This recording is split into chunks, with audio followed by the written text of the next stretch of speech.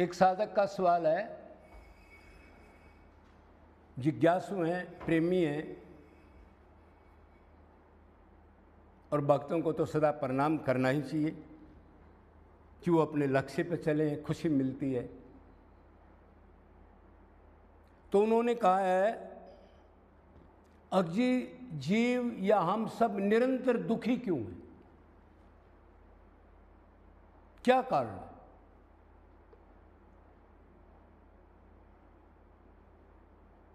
बहुत गहरा पॉइंट है। मतलब जरूरत का सामान भी है, सब कुछ इकट्ठा कर लिया, 5 जो इंद्री 5 कामनाएं हैं उनके लिए सब सामान, कहीं एसी ला रहा है, कहीं कूलर ला रहा है, कहीं बड़ा टीवी ला रहा है, कोई 50 लाख का टीवी ला रहा है, इससे ज्यादा सुख मिल जाएगा। बड़े बड़े बेड सोना चांदी के बनवा लिए,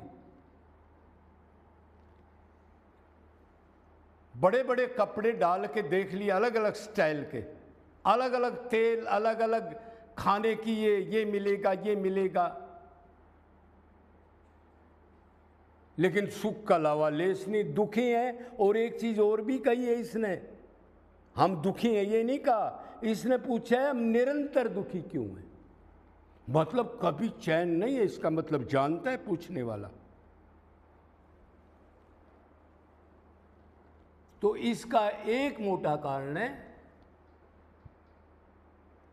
हम आनंद चाहते हैं, शांति, पीस, हैप्पीनेस, बिल्कुल कोई भी माइंड के अंदर डिस्टर्बेंस ना हो। वो मिलता नहीं, इसलिए उसको ढूंढने के लिए दुखी है। मिला नहीं, मिला नहीं, मिला नहीं, उसी के लिए सामान इकट्ठा कर रहे हैं। क्यों? अपने को शरीर मानते हैं और शरीर को सुख देते हैं, अपना हम आत्मा है ये भूल गए। हर एक जीव, ये नहीं है एक सिर्फ आदमी, 84 लाख के जो भी जीव हैं सभी यही चाहते हैं। जरायु जो, अंडज जो, सबदेज जो, उद्भिज जो, कोई भी हो, सब आनंद चाहते हैं। नहाएगा आनंद के लिए, खाएगा आनंद के लिए, बाथरूम जाएगा आनंद के लिए, शराब पिएगा आनंद के लिए, दूध पिएगा आनंद के लिए, सिगरेट पिएगा आनंद के लिए, गाली देगा आनंद के लिए, चोरी करेगा आनंद के लिए, क्रोध करेगा आनंद के लिए, मर्डर करेगा आनंद के लिए। आप करोगे जी ये कैसे हो सकता है, मर्डर आनंद के लिए करता हो? हाँ, इसने मेरा काम बिगाड़ा था, इसने रुकावट डाली थी, जब चैन मिलेगा इसका सर्वनाश कर दूंगा। देखो बोल रहा है आनंद के लिए।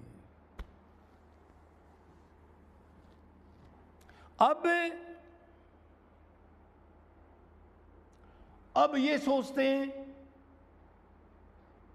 अक्के लड़के से सुख नहीं मिलेगा,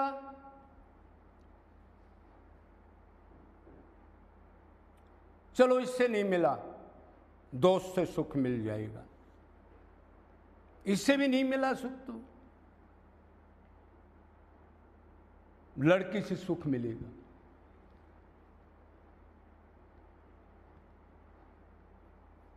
बड़ी गाड़ी से सुख मिलेगा, है नहीं, बार बार बदलता है, बार बार बदलता है। क्यों बदलता है? क्या कारण है? सुख क्यों चाहता है? कोई आदमी बताओ, आनंद क्यों चाहता है? हाँ, शाबाश। आनंद इसलिए चाहता है कि ये भगवान का अंश है, मतलब ये आत्मा है, ये मूर्ख गधा बन करके अपने को शरीर मान करके और उस आनंद को इनमें खोजता है। माँ उससे चाहती है तो बेटा उससे चाहता है किसी के पास कुछ नहीं, फटीचर। वैसे तो सब बीमारी पड़े हम,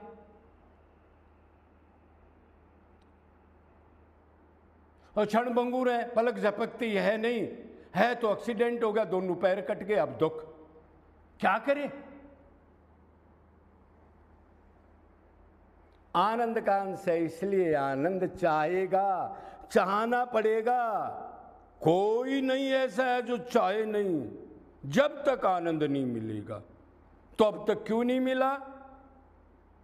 तो आत्मा का आनंद नश्वर चीजों में, बदलने वाली में नहीं है।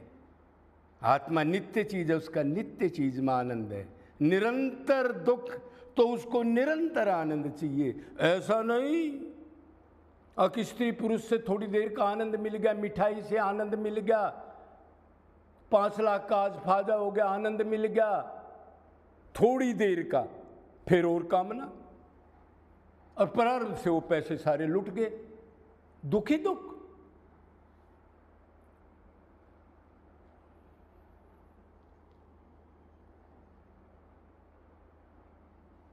तो दो ही चीजें। तीसरा भगवान है, उसकी 2 शक्तियां, जीव शक्ति, माया शक्ति। पृथ्वी जल अग्नि आकाश वायु और इससे पैदा होने वाली चीजों को माया कहते हैं। माया कहते हैं जो खत्म होने वाली हो। आप कहोगे जी नदी नाले पेड़ पर्वत तो खत्म नहीं होते। अरे ये भी खत्म होते रहते, एक मनवंतर में ही चेंजमेंट हो जाती है।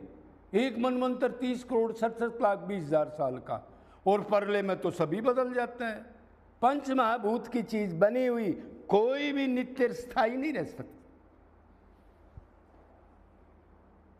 तो बीच में जीव है, तो या तो माया की तरफ जाएगा या भगवान की तरफ जाएगा। माया की तरफ जा रहे हैं तो ये हालत है।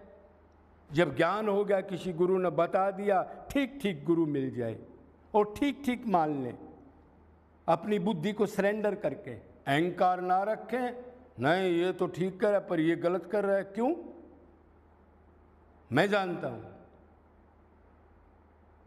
ये ना करे। और मान लो फिर कोई कोई भगवान की तरफ चल भी पड़ता है, कुछ सोच समझ के, कुछ सुन के, पिछले संस्कार से, तो उससे भी संसार ही मांगता है, चिके नहीं संसार से। अरे दुख है, फिर भगवान से वही चीज मांगते हो, जाने भी लग गए उसके पास, दुखों को ही न्योता दोगे, 84 में जाओगे, निरंतर जेर अंडे में पैदा होकर दुख भोगोगे। पुनरति जन्नम पुनरति मनरम पुरंति जठरी जन्नी स्वयं भज गोविंदे गोविंदे भज मूढ़ मते। कोई कोई भगवान के पास गए, उससे भी सड़ा हुआ सामान ही मांग रहा है, जिससे अनादिकाल से तंग है, जिसमें दुख ही दुख है। तो भगवान की भक्ति क्या कर रहे हो, वही मांग रहे हो, अपना नाश करने के लिए फांसी गले की, संसार चक्कर में पड़ने के लिए तैयार है। तो मोटा मोटा कारण समझ गए, तो इसका एक ही समाधान, भगवान की तरफ चलो। वही हमारे माँ है, बाप है, पिता है, पत्नी से गलती से मत बनो माँ बाप खुद। माँ बन गया, बाप बन गया, बेटी बन गई, बेटा बन गया, लड़ने झगड़ने दुख भोग के मरने के लिए, कोई संबंध नहीं है इनसे।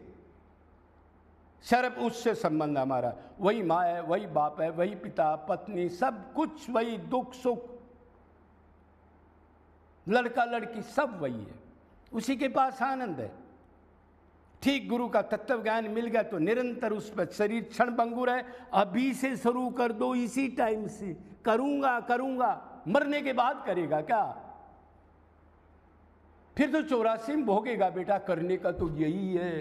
टाइम बर्बाद मत कर, ज्ञान भी हो गया, सुन भी लिया, फिर भी 1 साल 2 साल 4 साल मर गया चिंतन करते करते, 10% दान भी नहीं किया, सारा उनको लुटा के चला गया दंड भोगने के लिए।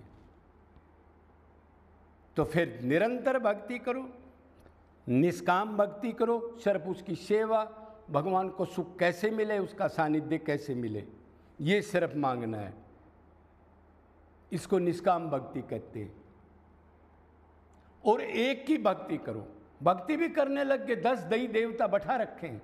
अरे जड़ में पानी डालो ना आप, देवताओं की किसी की निंदा ना करो।